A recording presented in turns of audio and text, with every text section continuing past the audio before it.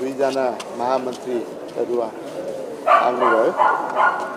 त्यसमा हामी मिलियन रिजाल म र बालकृष्ण पनि थियौँ। पार्टी सभापतिसँग लामै कुराकानी भयो र कुराकानीको सिलसिलामा पार्टी सभापतिले अहिलेको सबभन्दा महत्त्वपूर्ण कुरा भनेको पार्टी एकता हो। यो पार्टी फुट्नुहुन्न। तपाईहरुको पनि धेरै ठुलो भविष्य छ। यही पार्टीमा भविष्य मैले देखेको छु र मैले के गर्नु पर्यो, पार्टी एकता अक्षुण्ण राख्नको लागि मैले के गर्नु पर्यो। हिजोको दिनमा पनि मैले उदारताका साथ यो पार्टीमा सबैको कुरा सुनेर अगाडि बढेको हो। अहिले एउटा विषय यो हस्ताक्षरको कुरा उठेको रहेछ।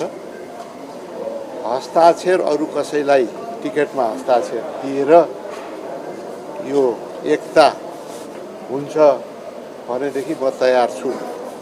केन्द्रीय समितिले नै पास गरेर तपाईहरुको समेत सहमतिमा निर्वाचन आयोगमा मेरो हस्ताक्षर यो टिकटको लागि गएको हो। त्यही हस्ताक्षरबाट समानुपातिक सूची पनि गयो। त्यस्तै गरी राष्ट्रिय सभाको पनि गयो। अहिले प्रत्यक्षको बाँकी छ। अब यसमा होइन सभापतिको सट्टा अरू कसैले गर्नुपर्छ भन्ने लाग्छ भने र निर्वाचन आयोगमा समस्या हुँदैन भने पार्टीको जुनसुकै कुनै नेतालाई पनि म त्यो हस्ताक्षरको गर्न म तयार छु। केन्द्रीय समितिले त्यो किसिमको निर्णय गर्दा हुन्छ। अरू कतिपय विषयवस्तुमा धेरै ठुलो समस्या म देख्दिनँ भनेर यो पार्टी एकताको लागि र यो पार्टी फुट्नु हुँदैन भन्नको लागि उहाँले भन्नुपर्ने सबै कुराहरू चाहिँ भन्नुभयो। जुन चाहिँ कुराहरू उहाँहरूले चाहिँ पहिला प्रस्तुत गर्नुभएको थियो, न्यायोचित यो टिकटका कुराहरू अब संसदीय बोर्ड नै सल्लाह गरेर गठन गरौँ, त्यसले नै सबै कुरा चाहिँ टुङ्ग्याउँछ। देखि लगायत अरू चाहिँ कुनै चाहिँ नीतिगत कुराहरू छ भने पनि तपाईहरुले पनि आफूले यी कुराहरू छन् भनेर जुन चाहिँ भेलामा तपाईहरुले गर्नुभएको छ ती कुराहरूलाई केन्द्रीय समितिमा छलफल गरेर त्यसलाई समावेश गर्न सक्ने कतिपय कुराहरू हुन सक्छ। त्यस हुनाले यो पार्टी एक गर्ने कुराहरूमा लाग्नुहोस् भनेर भन्नुभयो। उहाँहरूले यिनै कुरा र यो संरक्षक हुनु पर्यो, के हुनु पर्यो, यस्तै कुरा गर्नुभएको। मैले अब हस्ताक्षर पनि गर्छु, अरू कुरा के मैले के गर्छु र म यसै पनि के छ भने यो पार्टीको शुभचिन्ता गरेर बसिरहेको छु।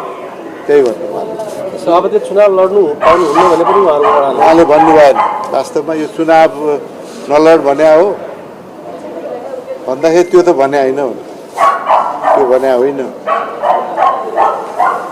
उहाँले आफैले त्यो ओन गर्नुपर्छ यो विशेष मैले भने त त्यहाँ चाहिँ कतिपय कुराहरू तपाईँहरूले जुन कुरा चाहिँ यहाँ केन्द्रीय समितिमा पनि अरूलाई पनि यो त ठिकै छ भन्ने लागेको छ। त्यस्ता कुराहरूलाई केन्द्रीय समितिले पास गरेर जान्छ। अरू कुरा चाहिँ ठुलो कुरो होइन।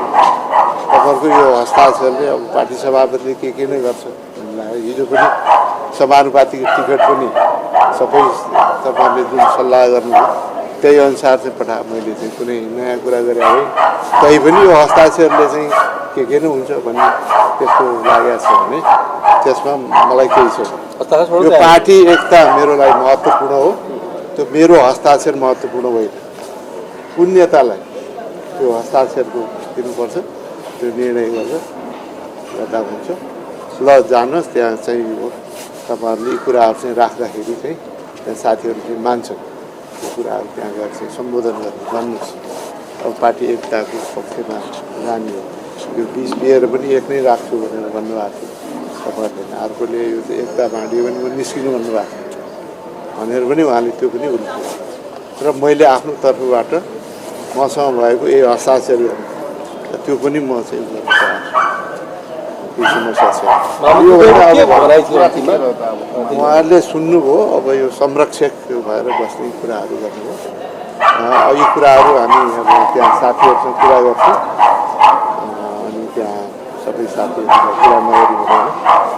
सभापति समक्ष बस्नु सभापति अब समक्ष बस्नु उहाँ त संरक्षकै त के हुनु अब हस्ताक्षर पनि अरू कुनै नेता जो केन्द्रीय समितिले निर्णय गर्छ सल्लाह गर्नु भनिसकेपछि अरू के चाहिँ फेरि वार्ता बस्ने त्यो हामी सल्लाह गर्छु भनेर भन्नुभयो। अब गर्नुहुन्छ गर्नुहुन्न थाहा छैन। अब यहाँ हाम्रो केन्द्रीय समिति बैठक छ अब हाम्रो कार्यवाही सभापति पनि आउँदै हुनुहुन्छ। अब केही समयमा हामी बस्छौँ। यो कुरा ब्रिफ पनि हुन्छ त्यहाँ केन्द्रीय साथीहरूलाई यो छलफलमा के भयो भन्ने कुराहरू पनि हुन्छ। त्यसको आधारमा अनि अगाडि के गर्ने कुराहरू तय हुन्छ।